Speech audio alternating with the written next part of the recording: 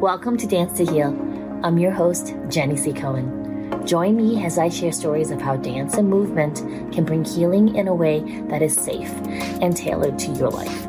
I'm a cancer survivor, mother of two, and an award-winning performer who found that movement was vital to my recovery. I created Dance to Heal Wellness and also authored the best-selling book, Outside in Recovery, Dancing My Way Back to Myself After Breast Cancer. I will bring new techniques to help you on your dance journey and healing path. Are you ready to move? Dance to Heal starts now.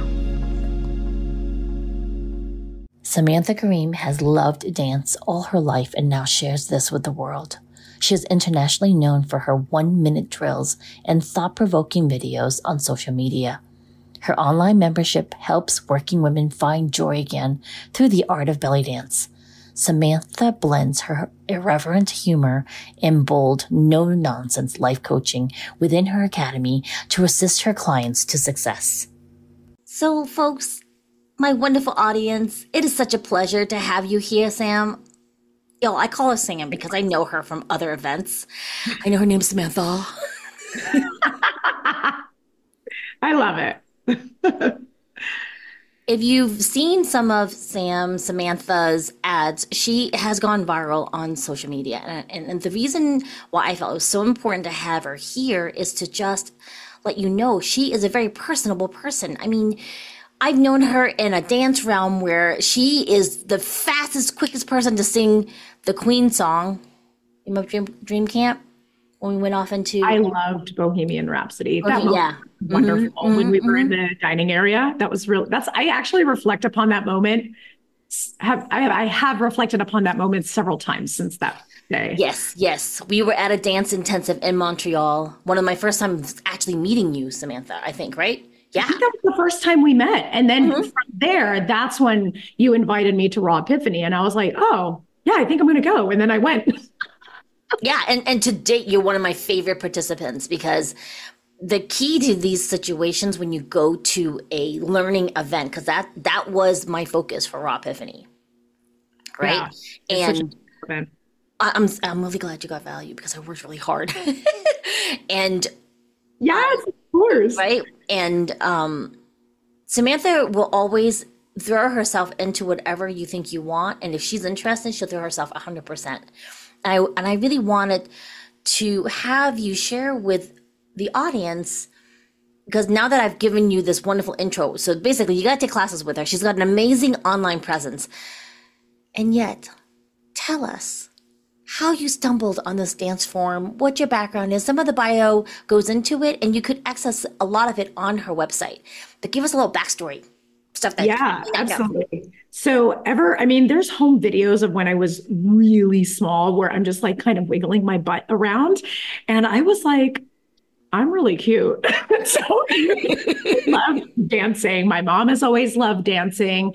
And so as I went through the years, one of my main genres that I loved was actually hip hop and just club dancing. So every teen night that was out there, I would go in my small town of Sierra Vista, Arizona, and I would just dance and I would booty pop all day. But my intuition told me I had a lot of power behind the lower half of my body and just feeling rhythm and just emphasizing it and being in it. And so as I got older, I did take ballet and modern when I was younger, but it was nothing that I actually kept with. It was a year's worth and then stopped, baton twirling, then stopped. So nothing was ever ongoing. And then when I got to college, I actually learned Rueda de Casino, and it was so fun. And it's essentially group salsa where everyone dances together. They call a move and everyone switches partners. I ended up teaching that, loved it so much. And when that period of time in my life was happening, that was also when I lived off campus. So this was 2001. I'm 41 years old. So if I get some dates wrong, I have to go back and what is the timeline? But I lived in an apartment and my roommates were paired with me. I didn't know anybody. And so I was just paired with one woman from Palestine and one woman from Jordan. And their names are Ghada and Layla. And I adored them. They were the sweetest women, very caring. They took me under their wing because they were doing their master's at U of A. And I was just there for my undergrad freshman year. And I just learned a lot from them. I learned their own autonomy. I learned their music. This is where I got first introduced to the Middle Eastern music sound and hummus and like all of these things. And like she made me maklube, like Rada did. And I was like, this is the most amazing dish ever. Teach me your culture. I want to know. Because although I had grown up in a military household and we had traveled, I rarely came across anyone from the Middle Eastern culture. In fact, I don't know that I ever did, or at least I didn't know that they were from Middle Eastern culture. So I was like, what is this music? What are the moves that you're doing? I'm super fascinated that you can move your body this way. It was totally within my realm of expression. So I was like, this is a hip drop. This is a hip lift. This is the sound. Hooked. So the minute I moved to Phoenix in 2006, I started taking belly dance classes, and then I've been doing it ever since. Yeah. Are you based out in Phoenix now? Yeah, I'm still in Phoenix now. So it's been like, what, 18 years, beginning of 18 years that I've been in Phoenix, but I've been in Arizona since 1993. Wow. I know. That's amazing. Yeah. So crazy. I know. Well, okay, so you don't need to go to Phoenix, even though I would recommend whenever Samantha has an event, you fly into Phoenix. It's a very easy airport, okay? And your online platform on Samantha Kareem, KARIM.com. So full Samantha, KARIM.com, you can access and get in touch with her. What do you recommend they do when they get on that website? First of all, take your time. Just look around. There's not a lot to see, but there's no rush through reading what I'm talking about. Everything is really about the reader, who is the woman that I'm helping her find her confidence, her joy, and movement again in her life so that she just walks through the world feeling really freaking good in her own body, not only in her body, but in her mind and emotionally. And so once you get to the main website, just scroll down. You'll see a free class that I offer. Sign up. Whether or not you actually intend on taking classes with me, just take the free class. It will make you feel good. It'll reconnect with you and it'll inspire you to help take care of yourself more. So that's the first thing I would recommend. Explore the website, but also really sign up for the free class. Oh, I love that. Yes, sign up for Samantha's class. And those of you who are returnees, you know you can get a free class with me on danceandheal.com. Now, I want to talk about, all right? Yes. Without giving away confidences, right? Because I get a lot of questions sometimes. Well, I don't really dance. Like, how do I get started? Like, because sometimes even a free class, they'll bulk. People will. So I bet you some of you listeners are going, well, I'm not going to do a free class. What would you suggest they try before maybe they do our class? What could they play with? I think there's so many things that you could play with before actually taking a free class. And one is just listening to music and then even writing down what your goals are. Sometimes the reason why people don't want to take free stuff is because they don't actually know what they want. So if they get clear on what they want first, then you'll know, does that free class actually make sense for you to take? Maybe it doesn't make sense. And then, okay, you don't have to question that thought anymore, but really get clear on what you want for yourself. And be specific for yourself. Be as specific as possible. Not, I just want to feel better. That's too vague. It's too open to interpretation. You don't even know what it means. So get down into the details. Like, I want to be someone who can carry herself with confidence when I put on my clothes, when I look in the mirror, when I speak with my coworkers, when I go to the grocery store, right? Like, get really specific about what you want. Then when a class or an opportunity presents itself, you'll know whether that fits within what you want and to start going after it. Oh, bingo. Thank you. That's excellent, excellent advice. That's actually very new because usually the feedback or some tidbits has been just start moving. Right? Start moving, which is good. It serves everybody. And I love this reminder still to figure out what your need is and not be prone to all the ads saying, just dance, just dance. And for me, it's My people that come to me are the ones who are not present in their bodies. They know they're not present. They're feeling very pulled between work and family, or work and a relationship, and they know their health is not 100% because they're drying up their well, right? And they're not replenishing. Not even giving themselves permission to rest. Now, I was just on a call with my energy healer who does a podcast, and one of our participants. You stay on afterwards, Sam, and then she'll give you coaching for free afterwards, and she's phenomenal. Anyways, and a person was saying, well, I already got over that last year. And we all were like, that was just last year. Like, you still haven't really rested. Well, I take naps. That's not what we're talking about. When you need to know what you want, you want to feel it in your gut, and it has to actually ring true throughout your body. So I love this, you asking them, Sam, what do you really want? I want to feel more confident. For me, when I started coming back to life after the breast cancer, it was this unawareness actually that I was using dance as a way to run away. And when you're going through something stressful, any life experience, you disassociate a little bit to get through it. Yeah, you're not alone in that. I feel like a lot of people use dance or honestly, if you took out dance and you inserted other activity, many of us do this all the time. It's not just dance, but since we're talking about dance, we use it sometimes to escape, to avoid, because it gives us this sense of anti-anxiety, reduce stress. It gets us moving, which automatically feels great because you're literally releasing energy, any energy that was pent up. And dance is just the physical expression of your emotion. So when you're going through grief, suffering, loss, happiness, excitement, it's no wonder we turn to dance, because it is one of the most purest joys to physically give our emotions a language. And but when we over dial in and forget the purpose of what we want, right? Then we use it in a way that stops being useful or helpful to us anymore.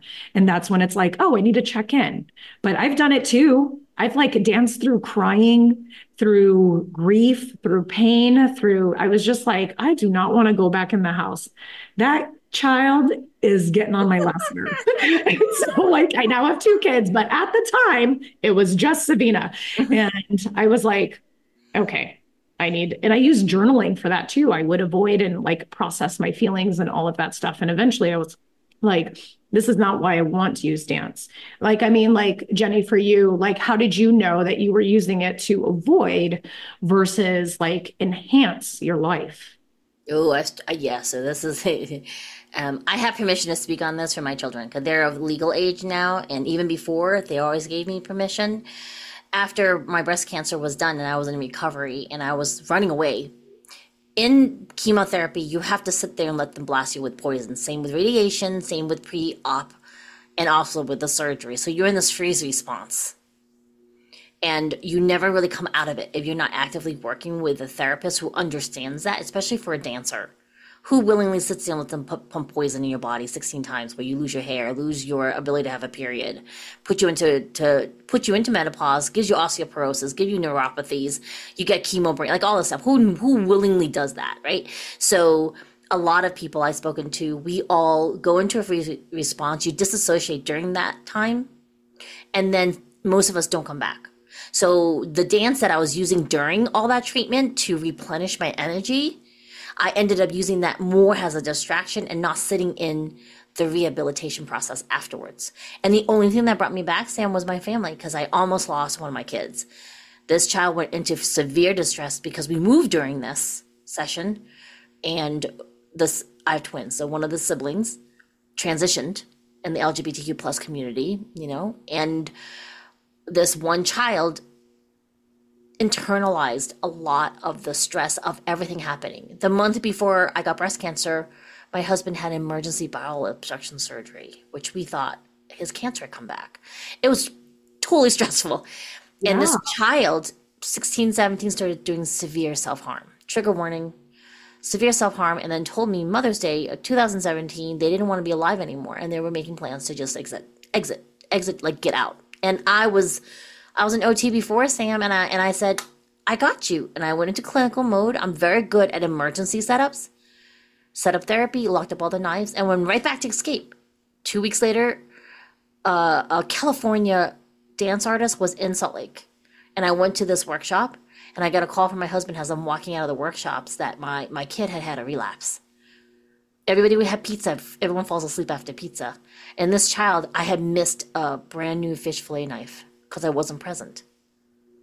And my child planned, knew I was away those 2 hours, knew their twin and father would fall asleep after pizza, suggested pizza that day, waited for everyone to fall asleep, locked themselves in the bathroom, and carved up their arm. Like, what a difficult experience. It was just, all I remember is the blank look my child gave me. My child wasn't there, just like horror movie eyeballs staring at me. And I'm patching up the arm and thinking, I am going to lose this baby.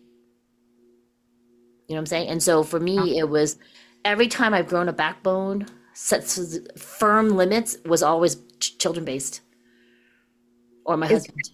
Isn't it interesting how like those firm boundaries kick in when it comes to the people we hold most dear, but then our own personal boundaries we cross all the time? You know how many people, yeah. And one thing about the dance that I've learned though, right, Sam, is once I got present and realized I had to be present to keep my child safe. And so I can be in this conversation with you and know, like energetically, immediately, if they're not safe. Both of them, my husband included. And in the past, we were just floating by the grace of God, you know? My child said something to me, right? Yeah. And I mean, of course, now they are high achievers in college, amazing artists, all that. And still, they'll have relapses of spiral downward. And I see it coming. And because they're young adults now, we wait for them to come to me. You know, in the recovery, the first couple of years, it was if you're not going to take care of yourself, then you can't have a cat. Because your cat, it's relying on you to have, you know, a clean place to poo and food and water. Girl, tell me, my children keep wanting a dog. And I was like, this dog will not have a great life if we get one right now, because you will not take care of it. I'm pretty sure it will not do well under my care. And I'm like, it's just not fair. I'm not being responsible for another living thing when I'm flying by the seat of my pants for the 4 people in my house that I'm responsible for now. And that's me included. So I was like, to throw a dog in the mix, that's just not fair to the dog. Let it go to a home who will love it unconditionally.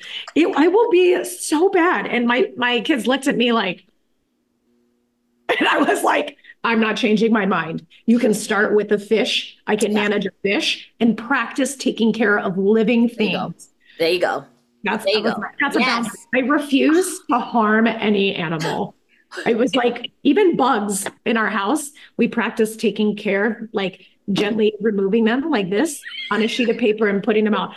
I feel so bad killing mosquitoes even. Actually, I don't feel as bad killing mosquitoes because they carry disease. But like all the other little things, we try and bring them out because I'm just like, it's that boundary of like, I don't want to crush something or not take care of something because it becomes an inconvenience. And I feel like, and it's just not fair. It's not a respectful life. Audience, remember something, right? Okay. So Samantha is very, very correct, I think, because she knows where her limits were. Right. And I got cancer because I didn't know where my limits were. Seriously. I just overextended myself. So energetically, I was spread thin. And I really want you to hear this. She has a thriving business online, children, and she knew where her limits were. And I know that once I got present, dance helped me learn where my limits were. You know what I mean? Like when I go away to dance events now and all of this recovery process, and I know a lot of your clients have also grown a lot in your classes, Sam. Absolutely. Right? You learn autonomy in dance. You learn very quick the return to your own empowerment. The self-help thing about how I can empower you. I'm like, no, you can empower yourself. We'll just find a connection for you in class. Yes. And like, this is one of the things excuse me, that I keep telling my students, my goal is for you to not need me one day. And not because I don't want to be around to support them, but I want to be able to support them on a different level. Right. And like one of the things that I built into my membership portal with the pre-recorded classes and even with the live classes that I do, which is all in their package, is like everything is woven into what do you know about your body? What can you feel right now? I cannot tell somebody you feel this way. You should feel this way. I was like, should they? By whose standard? Do I know better about their life than they do? I don't think so. And so one of the things is like getting really clear on me being able to teach them to help themselves. And like, I'm always encouraging them, like, let your brilliance shine through. Like, ask yourself the question and answer it first as much as you can before you bring the question to me. Not that I don't welcome any question, I do, but I want them to just kind of mill their own mind first, because they'll be surprised at how much they already know. And they may be like, oh, maybe I just want to ask her for confirmation or to get like a second opinion. Amazing. But know that the first opinion is yours and the one that matters most. Bingo. Did you hear that? Just a moment of silence, let that sink in. Your opinion matters most, especially when you're really connected mind to body. Yes. It's okay when you're first showing up in a teacher's setting and you're looking for a teacher and you're learning that. Sam and I were in a conversation about being trauma informed, and some people don't know what that means. And it's just telling you, look, when you start to move your body in any type of movement format, our body carries memories. That's already been documented in science, y'all. So that's something that we're trying to prove to you. It's in scientific studies that have been proven. When you start to move it, it will release it. You just want to be with a teacher that knows when to direct you to a therapist and when to keep you safe, right? And we want you to be very aware of what you can physically do and not do. I was old school. I had teachers that didn't know about body mechanics. And they were having me doing moves that I didn't realize until after I hurt myself. They really weren't safe for you. And we don't want that for you. Our goal is for having you move in longevity. And part of that is, right? The part of that is, yeah. And so check out Samantha's website. Check out my Dance and Heal free class on danceandheal.com. And then there's actually something else I wanted to ask Sam, and then we're gonna have to bring it back because I'm already maxed out. My producer's gonna get in trouble. I'm gonna get in trouble with my producer. I'm sorry, Kay. She's in London. I love her English accent, especially when she scolds me, but I'm not gonna do it a lot. Sorry, Kay. And so, last question. Yeah. And then we'll have to have you come back for part B.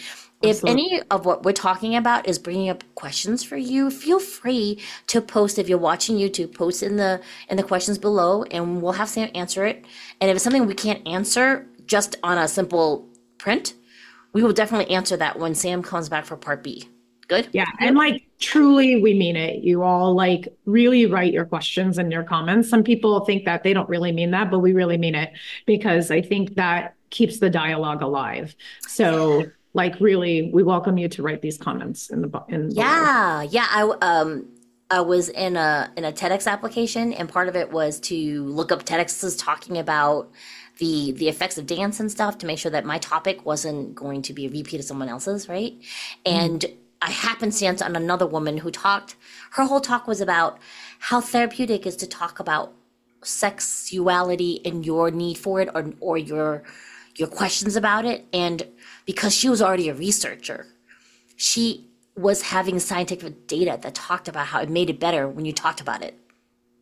So I'm not asking you to ask those questions about sex. You can. We're not necessarily going to tell you if we're qualified to answer those questions.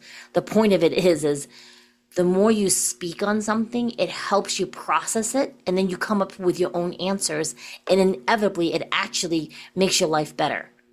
Yes. Because you're talking about it. Nothing's hidden. Yeah. It reduces the shame. It takes away the shame around questioning and what we think the judgment will happen when we ask a question, but it really starts to dissipate shame. Shame will never go away. I want to be very clear about that. It is something that as humans, we will consistently experience. And there's ways to reduce the amount and have them less frequently in between, right? So it's nothing we'll ever get rid of. But when it comes to asking questions, there's definitely something that we can do that empowers us to feel good about advocating for our own knowledge and education. Oh, I love that. So if you've watched this long, and I know many, many people will watch this episode, Sam, type in type in comments PQ, because I have a modality that can help you with that, folks, because shame never goes away. Yet there's a really strong, powerful tool to help you with that we can't talk about because it's part B. Sorry, folks. Come back for part B. All right. Last question, Sam. Yes. If someone wants to start dance and they don't even know what kind to start with because I live in Salt Lake, so I come from a community that is very, very strict on movement exploration for people. And then again, there's still a lot of belly dancers here in Salt Lake area. If someone who is never really known what to start with and they're not really interested per se in belly dancing, for example, right? You and I are versed in different formats, lots of other ways. How does one start that exploration? What could they try first or even look up?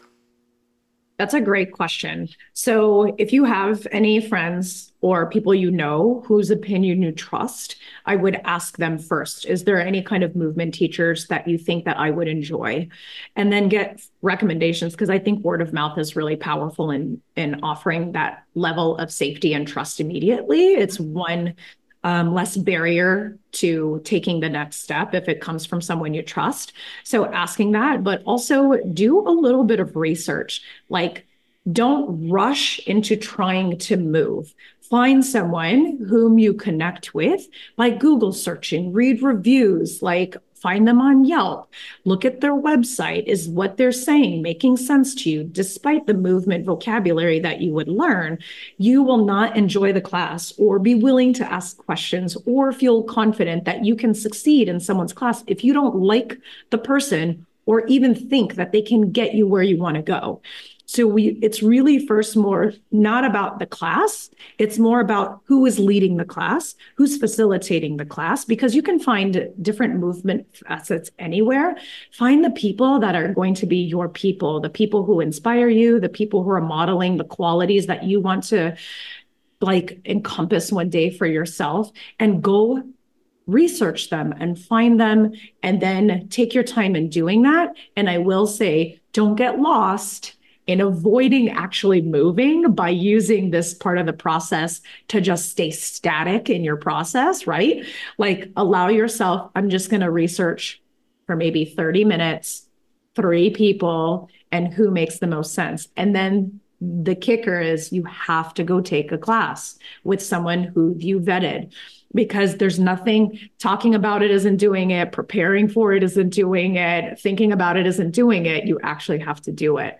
So word of mouth referrals from people you trust, really look up vetted people whom you think that you would really connect with and that their mission is to really give you something that you are looking to get, and then go do the class and be honest with yourself what you thought about it. What worked, what felt good, what wasn't good, what did you like, what didn't you like, and then keep fine-tuning the process over and over. Oh, I love that too. That's really good advice, because here's the thing, folks. Your dance journey, if you're in the middle of it, you know this already. Your teachers will change depending on what you need. Yeah, It will shift. absolutely. And right, my first teacher was someone that did not encourage us to get different perspectives. And the goal is for you to find your own team of teachers. There's never just one teacher that's going to fulfill what you need. That's just a No, fact. Even no in one business, teacher we is have, an expert in everything. There's yeah, not. There's no one no, teacher who's an expert in everything, nor should they be, because it would minimize the quality of the investment of their knowledge, right? yeah. So we don't want an expert in everything. We want compartmentalized expertise that you can go to this person, this person. I tell my students all the time, I would encourage them highly to take other workshops, study with other teachers. I'm always here. Like, it's not a form of like, well, you can only study with me, or like, I'm going to lose a student. I don't care about that, because people will stay with you as long as you are helping them get what they want and you keep showing up. as an instructor, right? So I'm not worried about like my contribution to people. I want them to feel safe that they can explore with whomever they want without repercussion. Like, do Yes. And so just so you know, if you have a teacher that's like that, unless you really, really want to be like that, and that's fine. Of course, that may serve you, right? And at the same time, that I would caution a teacher that that's their in their contract that you can't learn from other people. So yeah, be clear on that. you have That to. is a flag. That is a flag. Okay. And I did not know because I was a baby dancer, even though I was an adult, mother of twins who were almost 4, you would think. And I was brought up in a generation where you respected your teachers. I found her in a penny saver, y'all, and I just followed her verbatim and negated the experience to learn from other teachers because I trusted her opinion. And you always want to be in a situation where you're in the power position, not necessarily your teacher. We have knowledge we want to share with you. We are never the end all be all for you. You need to make those decisions, folks. And I'm going to end on one thing. If you're not aware of muscle testing, look that up and ask us also in the questions. Talk about muscle testing because your mind may be saying to yourself after you do research, oh my God, they have 5-star reviews and everybody loves them. And then you watch the video because some of them will have online classes, right? Or you go in person and the feeling is off. You want to trust your feeling. Does that make sense? You know what I'm saying, Sam? Like I've had teachers where everyone loves them. You're supposed to take from them. And I go, oh, this teacher's not for me. There was one teacher that had come out to the States. She's not from the US. And she was manipulating people's bodies in a way that I was like, if she comes over and she touches puts you her hands on me, I will let her know, please don't. I felt it was very unsafe and it did not honor the body conditioning level that those people had, nor did I don't remember hearing her ask for permission to touch them. And that was another thing too, was like, I always ask my students, even when I already have been their teacher for a long time, we had our annual member event because I only teach online. So everyone came to Phoenix, which was amazing. And before I touched them, even though I've known them for like a long time, I was like, may I put my hands, like, may I touch you? And they were like, yeah, absolutely. I was like, but it's not something that I'm entitled to do because I'm an instructor. And just to piggyback off of something that you had said was like, your instructors may have more skill or education or training, but it's not that they know better than you. They may have experiences that you can learn from and they will teach you that, or they will have like the education that they've gone to school for a long time and trained, as most of us have when we get to this level. We've trained for years and years and years and continue to do so. And then we share that with you. But you always have the final say. And I think this is really important, is you have the final say, not your instructors.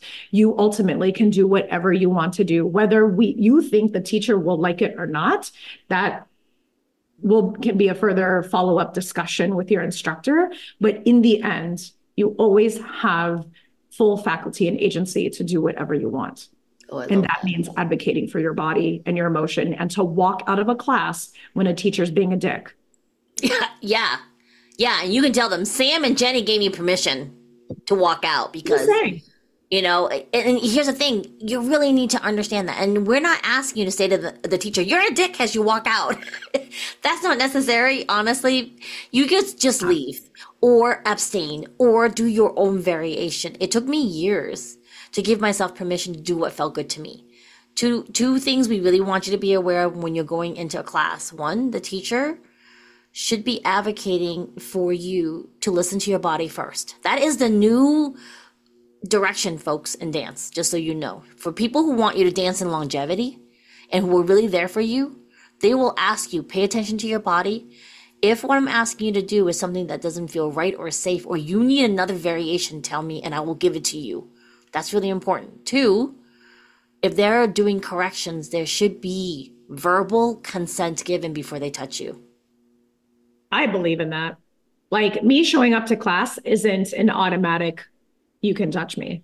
Because had that teacher put her hands on me, I would have been like, no, I would not like you to correct my body. Yeah.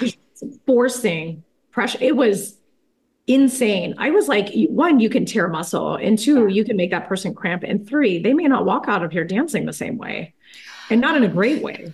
And I was like, we hired this instructor to come and do this? I was like, what the hell is happening? Oh, no. I was so pissed. I was so pissed. But I'm like, I'm just watching out. And I'm just like, yeah, right. And if you're ever in a live class with me, everyone, I will most likely ask you to put your hands on me and be like, all right, I need your hip to move this way. Touch my hip. You see what I'm doing? All right. Now, do you feel that in your body? Put your hands on your hip. Is it do the same thing? That's different. You know what I mean? Okay. So we really have to do a part B because we got really excited and I want you to hear the excitement about this because we're so vested in your success. Yeah, absolutely. Right? And I think like the biggest thing that I can leave you all with today is really to tune into yourself despite what other people say. Because it's not like you have to change anything. And I told my students this. I was like, just because you know better doesn't mean you have to do anything. And there's that phrase, know better, do better. I don't subscribe to that because then now you're doing things out of obligation that you're forcing yourself to do, which is not authentic. However, when you have awareness and knowledge, you can make a choice whether you want to do something genuinely and sincerely versus what will the world think of you if you don't. And that's not a great place to be. So I don't think if you know better, you do better. No, if you know more about yourself, you will be more equipped to make a full, to make a choice with full awareness. And that, my friends, is the most powerful thing that you can do. And with that, we must say goodbye. Thank you so much, Sam, for coming. You're so welcome. Thank you so much for having me, Jenny. This was so much fun. I love intense talks. All right. So we both had the same mug, you all. So we're gonna say goodbye by cheering you on. We'll see you next time. Bye. Bye. Thanks for listening to Dance to Heal with Jenny C. Cohen. Come back next time to hear stories of recovery through movement and learn more ways that you can move your body. To work with me and continue your journey, visit OutsideInRecovery.com. Are you ready to move?